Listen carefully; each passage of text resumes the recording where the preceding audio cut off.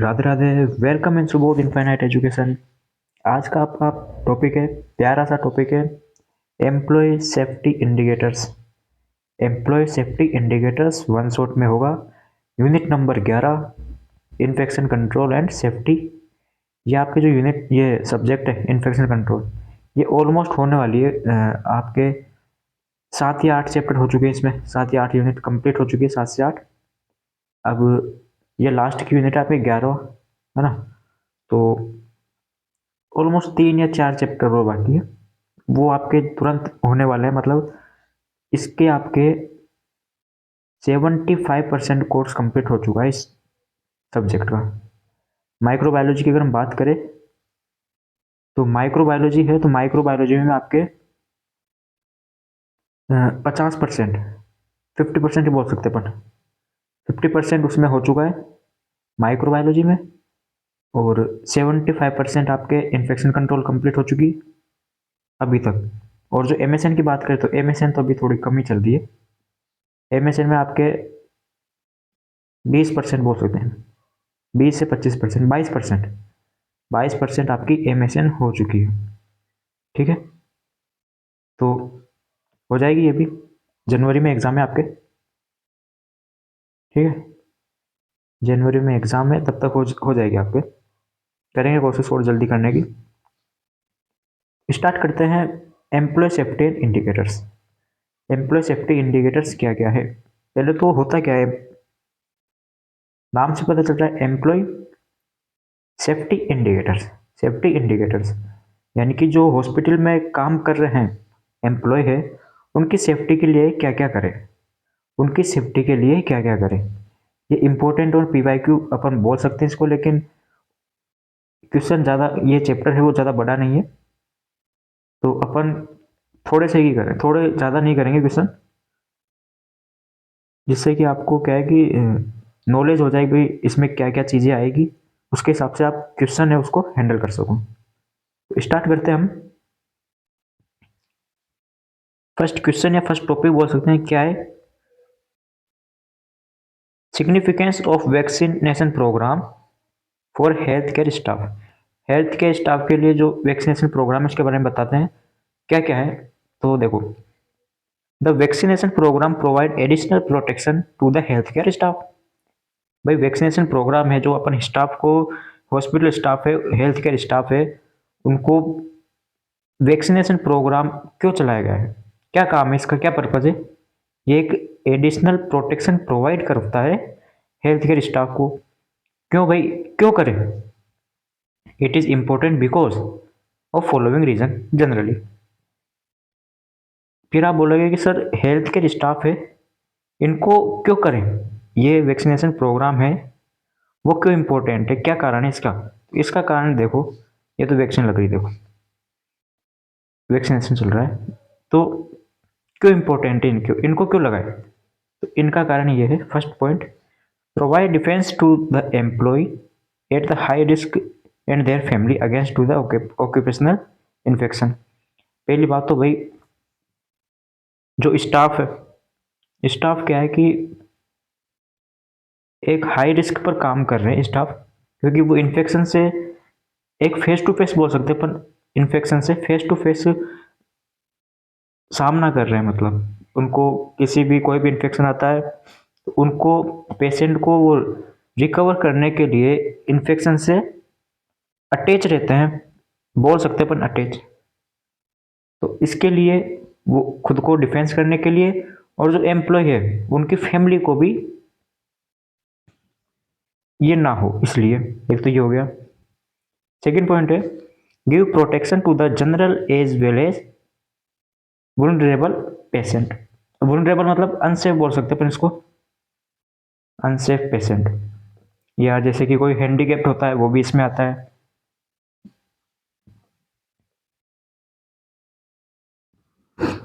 Pregnant women है तो वो भी आपके वुलनरेबल में आती है। तो ये क्या है, जिसमें मतलब एक तरीके से बोल सकते हैं इम्यूनिटी क्या हो, कम हो। ठीक है, डिजीज से, इलनेस से प्रोटेक्ट करने की क्षमता क्या हो, कम हो, पावर क्या हो, कम हो। उनको भी ये क्या है, प्रोटेक्ट करता है। कैसे करता है अभी बताऊंगा। थर्ड आ गया protect other staff member. Fourth आ गया continuation of service in health care facility is feasible without any disruption. देखो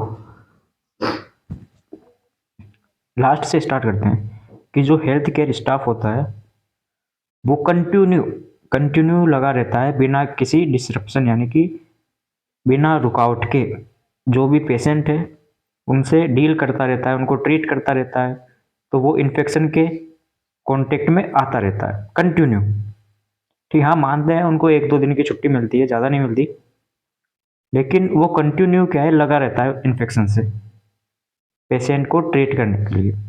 इसलिए एक तो ये इंपॉर्टेंट हो गया। सेकंड है, ये समझ लिया, ये हो गया। सेकंड पॉइंट है आपके पास, ये तो है कि give protection to the general as well as. मान लीजिए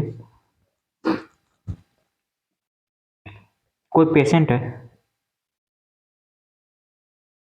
ये क्या है, पेशेंट है, इन्फेक्शन है, इन्फेक्शन का सोर्स है ये। फिर हेल्थ केयर स्टाफ है वो इसके क्या है, टच में आएगा, टच में आएगा। तो अगर वैक्सीनेशन नहीं हुआ स्टाफ के, तो जो इन्फेक्शन है पेशेंट का, जो इन्फेक्शन है पेशेंट, तो वो क्या है, स्टाफ में आ जाएगा। स्टाफ में आया, फिर ये स्टाफ है वो किसी दूसरे पेशेंट को ट्रीट करेगा, तो इसके जरिए स्टाफ से वो दूसरे पेशेंट में चल जाएगा।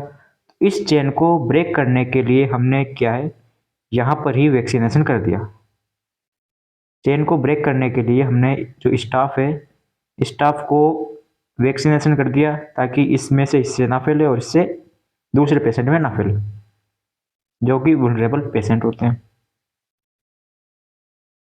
ठीक है, सेकेंड क्वेश्चन आता है आपके पास, या सेकेंड टॉपिक आता है annual health check.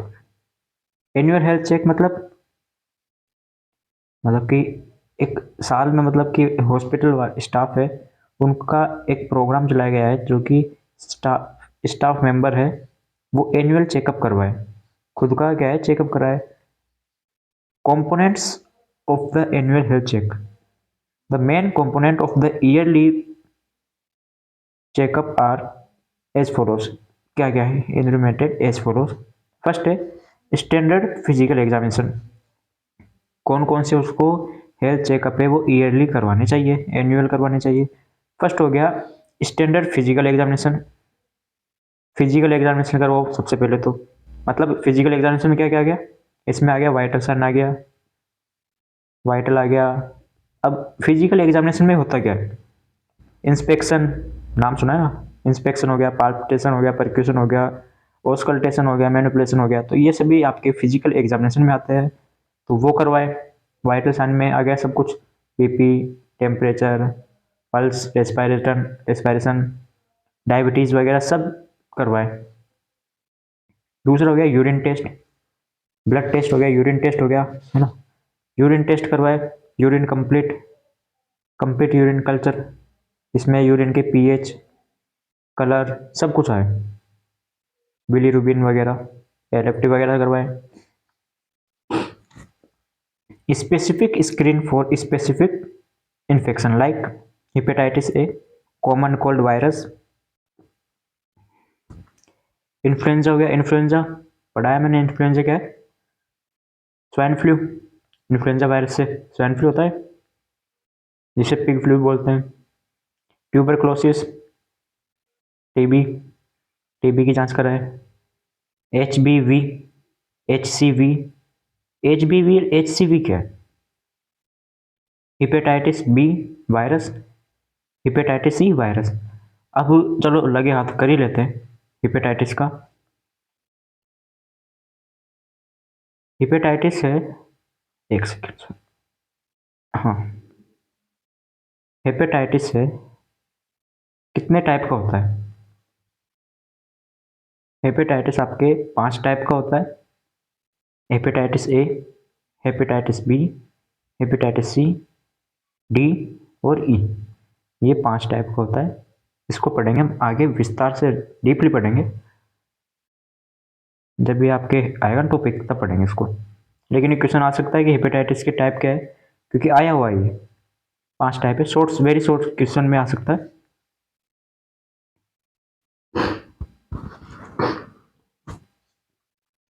HIV and herpes simplex virus, जिसे HSV बोल सकते हैं अपन, ये एक एनुअल चेकअप है, जो चेकअप एक स्टाफ को करवाने चाहिए, और एटसेट्रा और भी हो सकते हैं। अब importance of annual health checkup, क्यों करवाए ये भाई, हेल्थ चेकअप है एनुअल, क्यों करवाए? तो the importance of annual health checkup of employees are as follows. क्या क्या है? फर्स्ट है, help to manage health care of the employees by preventing the risk of occupational hazard. It helps in the timely identification of the spread of any infection in the healthcare facility. इससे क्या होगा भाई, ये annual health checkup है ना, ये जरूरी नहीं है कि स्टाफ करवाए, मतलब कि स्टाफ के अलावा और भी पर्सन है वो भी करवा सकते हैं। इससे क्या होगा, इम्पोर्टेंस क्या है इसकी? इससे एक तो जो भी इन्फेक्शन हो रहा है, जो भी हजार्ड है, हजार्डस, उसके जो रिस्क है उनको अपन रोक सकते हैं। क्यों? क्योंकि उसका हम पहले से ही उसको आइडेंटिफिकेशन कर लेंगे टाइमली। जब हमें पहले से पता होगा कि भाई एक पर्सन है, जब जैसे मेरे है, मुझे पहले से पता होगा कि मेरे ये प्रॉब्लम है, तो मैं उसको टाइमली पता चल गया, आइडेंटिफिकेशन कर लिया, तो उसको सीवियर होने से पहले अपन उसको करवा सकते हैं। भाई अगर किसी भी डिजीज़ है उसको हमने प्रोटेक्ट नहीं किया, प्रोटेक्शन नहीं किया, प्रिवेंशन नहीं किया उसका, तो वो आगे बढ़ जाएगी, सीवियर हो जाएगी। तो इसलिए टाइमली पता चल गया तो उसको अपन रिकवर कर सकते हैं। ठीक है। And last topic is needle stick injury. ये थोड़ा इंपॉर्टेंट है, बहुत इंपॉर्टेंट टॉपिक है ये। थोड़ा क्या, ये ध्यान से पढ़े। निडल स्टिक इंजरी मतलब क्या समझते हो? निडल स्टिक इंजरी से क्या समझ रहे हो? NSI। इससे सर हम ये समझ रहे हैं कि जैसे कि हमने तो क्या है सर, इस डायग्राम में देख लिया कि जब जब निडल है वो प्रिक हो जाए, जब निडल है वो किसी के प्रिक हो जाए, तो वही सर हम निडल स्टिक इंजरी बोल देते हैं। बिल्कुल सही।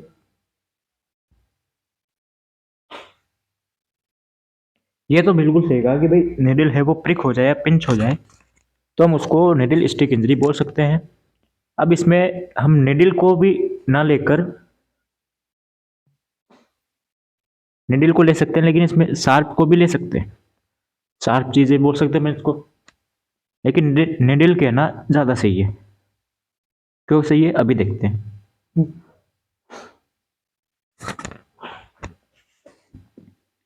The the following are the preventive measure to avoid any needle stick injury to the healthcare employees। जो जो अब हम पढ़ने वाले हैं वो कि एक प्रिवेंटिव मेजर है,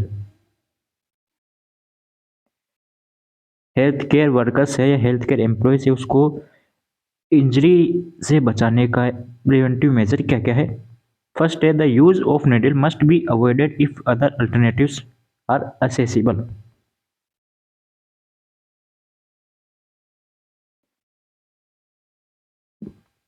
मतलब कि अगर हमारे पास कोई और ऑप्शन है, अगर हमारे पास कोई दूसरा ऑप्शन है, निडल के अलावा कोई दूसरा ऑप्शन है अगर काम करने का, तो हम उस निडल को अवॉइड कर देंगे। ठीक है। सेकेंड पॉइंट आ गया, the needle recap must be totally avoided. जो निडल को रिकेप करते हैं,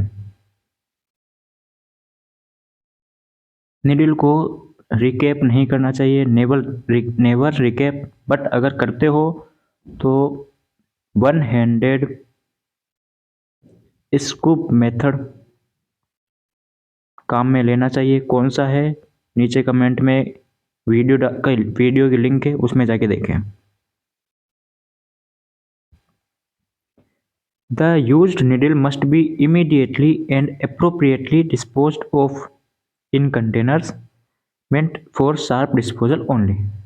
ठीक है, अगर हमने उसका निडल का यूज ले लिया, निडल से हमारा काम हो चुका है, तो हम उसे इमीडिएटली शार्प डिस्पोजल जो कंटेनर है उसमें डिस्पोज कर दें, इमीडिएटली, बिना किसी, भाई क्या होता है इमीडिएटली क्यों कहा है कि ऐसा ना हो कि जैसे अब काम किया, इंजेक्शन लगाया, लगाने के बाद हमने उसको रख दिया कि भाई अब उसको हम डाल देंगे, वहाँ पे जाएंगे, तब जब उस कंटेनर के पास जाएंगे तब हम उसको एक साथ डाल देंगे।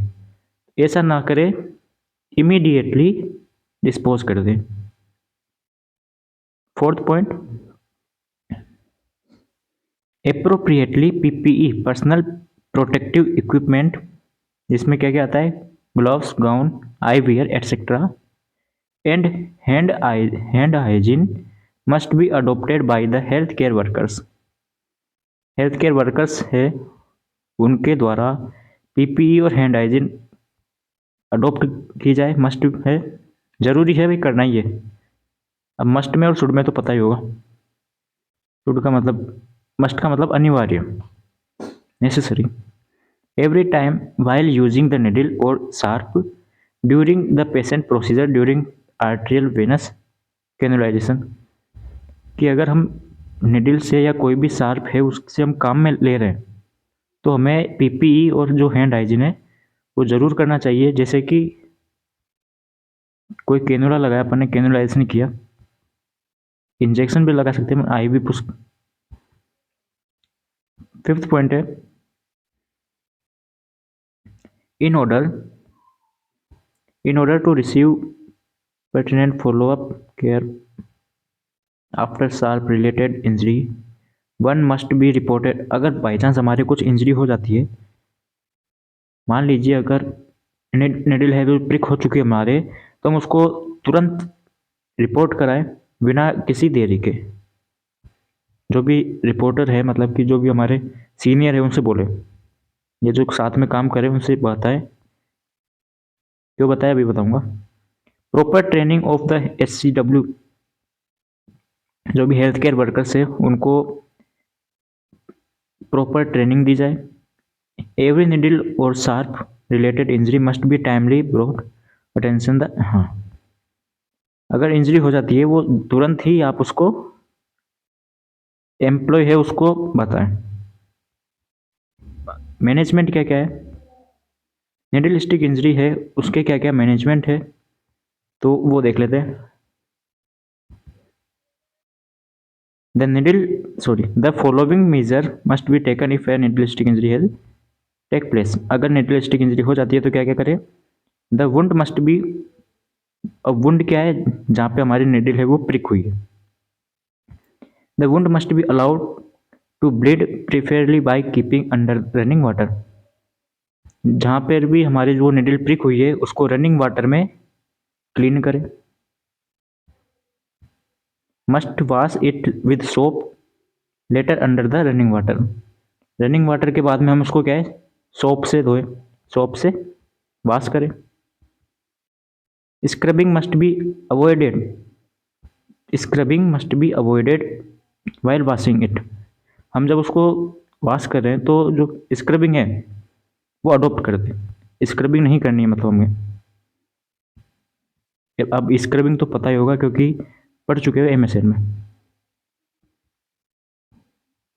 The wound must not be sucked, sucked नहीं करना उसको, वुंड है उसको, ये जैसे कि बाई चांस हमारे जब बचपन में क्या है कुछ भी लग जाती थी तो हम उसको हाथ है, जैसे हाथ में लगी तो उस हाथ को, अंगुली को हम क्या है मुँह में ले लेते थे, तो वो यहाँ पर नहीं करना। पुट ए वाटर प्रूफ प्लास्टर और dressing after drawing the wound. जब लग चुकी है तो हम क्या है उस पर वाटर प्रूफ ड्रेसिंग है वो करें। The employer must be reported timely about the injury. अगर हो चुकी है तो टाइमली रिपोर्ट कर दे। क्यों करें, क्योंकि रिपोर्ट करेंगे तो क्या होगा, हमें उसका टेस्ट वगैरह करवाना पड़ेगा। कौन कौन से टेस्ट करवाए वो सभी आपको रिपोर्ट करने के बाद पता चलेगा। ठीक है, आज के लिए बस इतना ही। मिलते हैं नए लेक्चर में। एम्प्लॉय सेफ्टी इंडिकेटर्स आपके कंप्लीट हुआ, यूनिट नंबर 11, वन शॉट में कंप्लीट, इंपोर्टेंट है पीवाईक्यूज डिस्कशन। नोट्स वगैरह सब टेलीग्राम में मिल जाएंगे, और टेलीग्राम में ज्वाइन हो जाए, क्योंकि उसमें क्या है, मैं कुछ नोट्स है वो अब डालने वाला हूँ, फोटो इम्पोर्टेंट्स की। ठीक है, प्रोवाइड करने वाला हूँ। तो